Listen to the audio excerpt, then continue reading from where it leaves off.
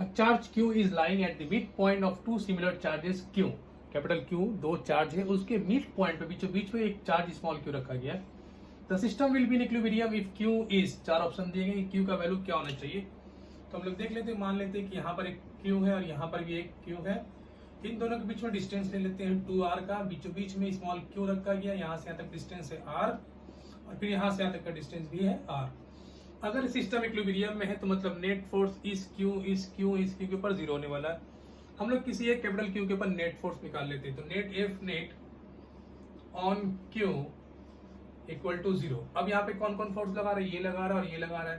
तो दोनों का मान लेते हैं, ये लगा रहा है फोर्स F1, इसका फोर्स, अभी साइन तो हम लोगों को पता नहीं, तो मान लेते हैं इसके ऊपर दो फोर्स लग रहा है, क्योंकि ये स्मॉल q प्लस है कि माइनस है, उसी के अकॉर्डिंग हम लोग डिसाइड कर सकते हैं कि इसमें अट्रैक्शन होगा कि रिपल्सन होगा.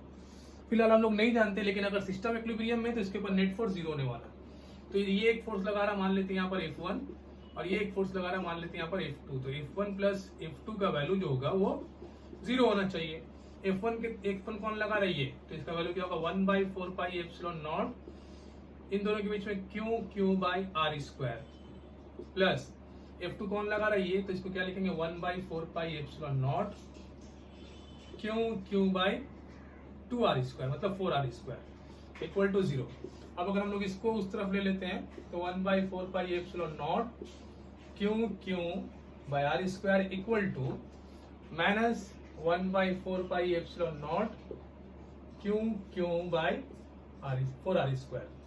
तो ये कैंसिल होगा, ये कैंसिल हो गया, r² कैंसिल हो गया, तो मतलब small q equal to minus Q/4. तो कौन सा ऑप्शन होगा, ऑप्शन डी.